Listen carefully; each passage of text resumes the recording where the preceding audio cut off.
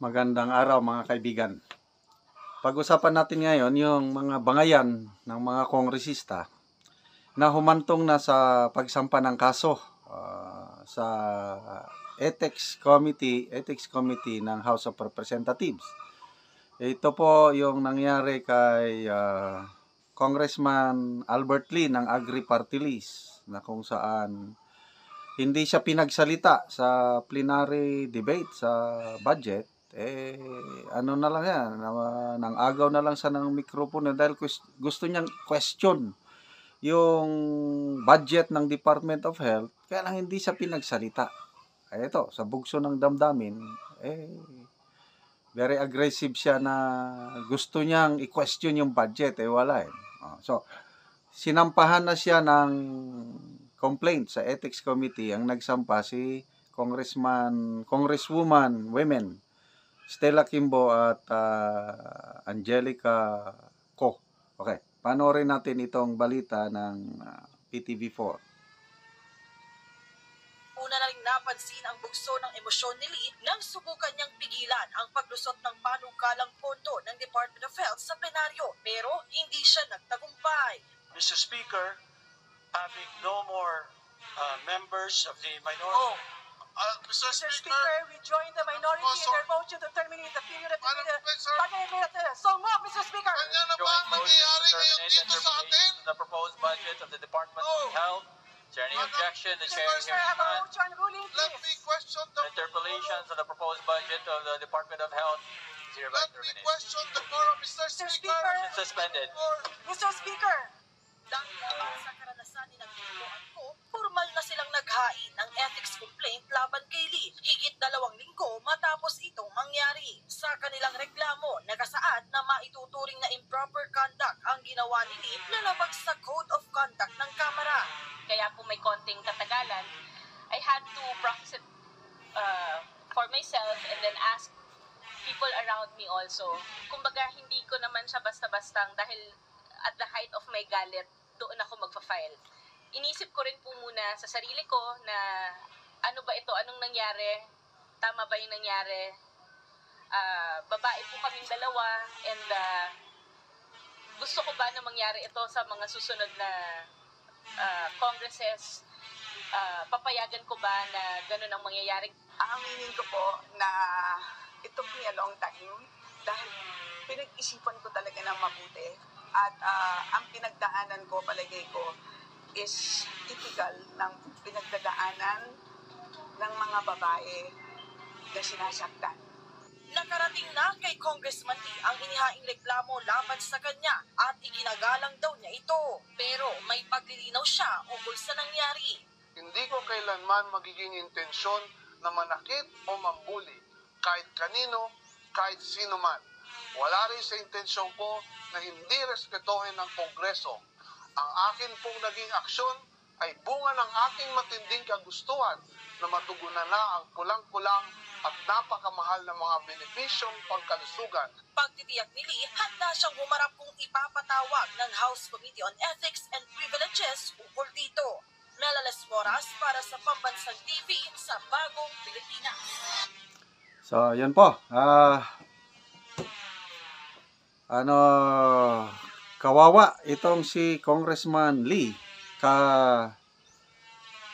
Kaya halintulad siya ni Congressman Dante Marcoleta, na gusto rin ni Congressman Marcoleta na mag-interpellate sa budget.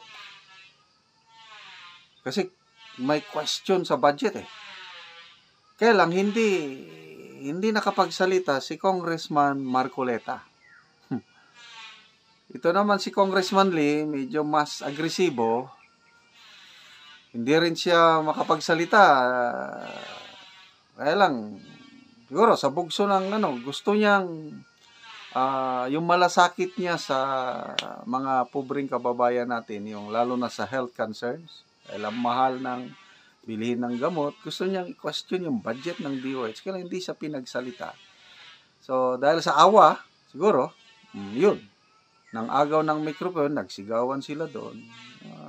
Napaka lungkot po na pangyayari sa ating bansa.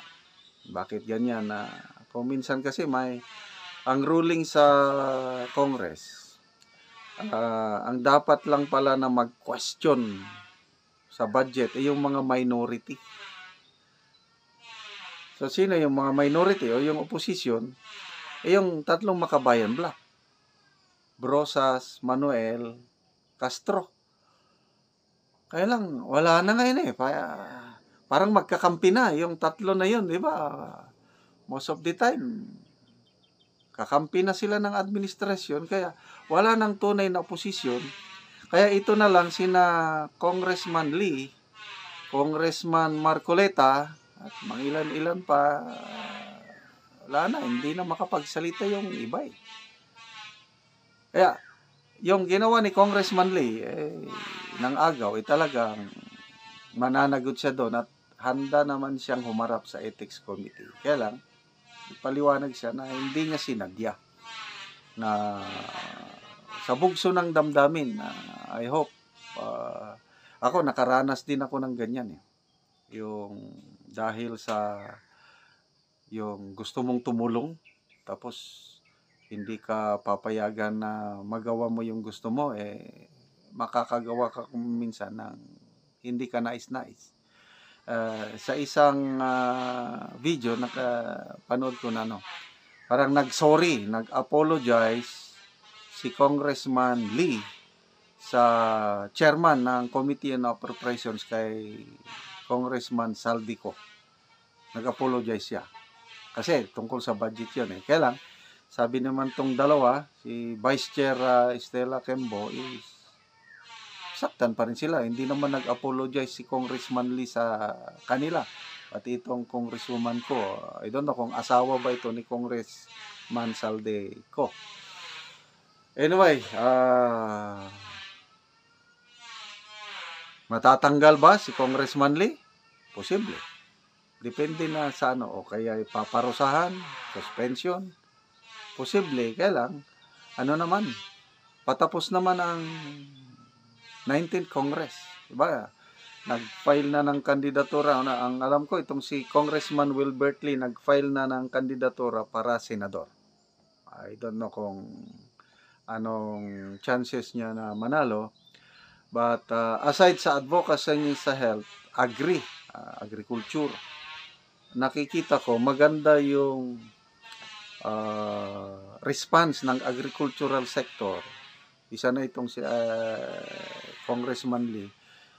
Yung inuupos nila ang hindi magandang palisiya ng administrasyon na ang mga farmers nalalagay sa alanganin. Example, yung Executive Order number 62, yung binaba ang tarifa ng imported rice, yung buwis, na hindi man lang kinonsulta ang mga stakeholders, lalo ng mga farmers. I believe ang mga multi-sectoral groups, SINAG,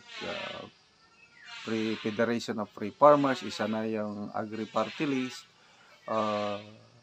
nagkaisa para nagpetisyon sa Supreme Court na ma-declare na unconstitutional yung Executive Order number 62 kasi nga hindi kinonsulta ang mga farmers.